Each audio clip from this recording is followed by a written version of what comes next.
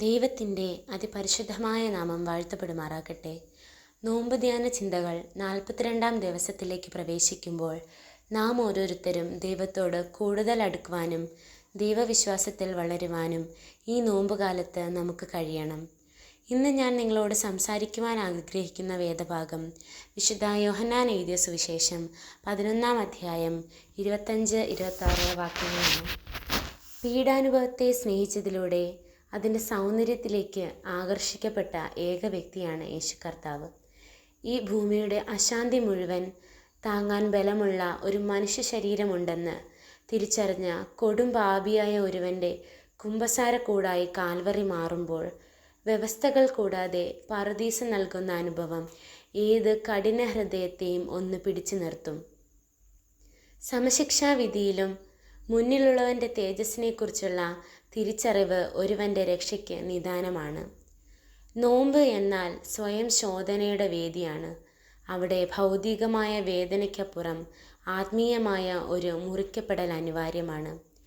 കുരിശാകുന്ന പാഠശാലയിൽ നാം എന്താകുന്നു എന്ന തിരിച്ചറിവിൻ്റെയും അനുതാപത്തിൻ്റെയും തിരുത്തലിൻ്റെയും വേദി ഒരുക്കപ്പെടണം. ചില വ്യക്തികളുമായി ക്രിസ്തു പ്രത്യേക ബന്ധം കാത്തു സൂക്ഷിച്ചിരുന്നു. അങ്ങനെ അവൻ്റെ വാത്സല്യത്തിന് ഭാഗ്യം സൃഷ്ടിച്ച കുടുംബമാണ് ലാസറിൻ്റേത്. ലോകത്തിൽ ഈ സഹോദരങ്ങൾക്ക് സ്വന്തമെന്ന് പറയാൻ ക്രിസ്തു മാത്രം. അതാണ് അവരുടെ അഭിമാനവും.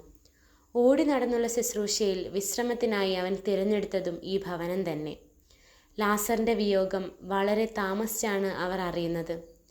അവനറിയാം ഇത് മരണത്തിനായിട്ടല്ല, കവിഞ്ഞൊഴുകുന്ന നിത്യജീവിതത്തിലേക്കാണെന്ന്. മരണവീട്ടിലേക്കുള്ള വഴിത്താരയിൽ അവനെ ആദ്യം എതിരേറ്റത് മാർത്തയാണ്. തങ്ങളെ ഈ ഒറ്റപ്പെടലിൽ താങ്ങേണ്ടുന്നവൻ്റെ താമസിച്ചുള്ള വരവിൽ അവൾക്ക് അല്പം പരിഭവമില്ലാതില്ല. എങ്കിലും അവളുടെ ഉള്ളിൻ്റെ ഉള്ളിൽ പ്രതീക്ഷയുടെ തിരുനാളങ്ങൾ ശേഷിപ്പിച്ചിരുന്നു. ആശ്വാസം കൊതിച്ചെത്തിയവൾക്ക് ലഭിച്ചത് ജീവനും പുനരുത്ഥാനവും. ക്രിസ്തു അങ്ങനെയാണ്, ചോദിച്ചതിലും ഉപരിയായി നൽകും. ആവശ്യക്കാരൻ്റെ ആവശ്യത്തെ അവനേക്കാൾ നന്നായി ക്രിസ്തു അറിയുന്നു. മറിയയും മാർത്തയുടെ അതേ പരിഭവം തന്നെ അറിയിക്കുന്നുണ്ട്. അവനോടല്ലാതെ ഇനി ആരോടാണ് അവരുടെ വേവലാതികൾ പറയാനുള്ളത്? അവരുടെ വ്യതകൾക്ക് മുന്നിൽ ക്രിസ്തു വല്ലാതെ വിങ്ങിപ്പൊട്ടുന്നു. വേദപുസ്തകം മനോഹരമായി അത് വരച്ചിടുന്നു. യേശു കണ്ണുനീർ വാർത്തു. വാനമേഘത്തിൽ കോടി ദൂതന്മാരുമായി എഴുന്നള്ളുന്ന ക്രിസ്തുവിനെ മാത്രമല്ല, കരയുന്നവനോടൊപ്പം കരയുന്ന ക്രിസ്തുവിനെയും കൂടി നാം അറിയണം. ഇനി അവൻ്റെ യാത്ര തൻ്റെ പ്രാണസ്നേഹിതൻ്റെ സ്മൃതി മണ്ഡപത്തിലേക്കാണ്. വിലപിക്കുന്നവർ, സഹതപിക്കുന്നവർ, ആശ്വസിപ്പിക്കുന്നവർ തുടങ്ങിയവരുടെ തിരക്കാണവിടെ. കർത്താവ് എന്തോ തീരുമാനിച്ചുറച്ചാണ് അങ്ങോട്ട് ചെല്ലുന്നത്.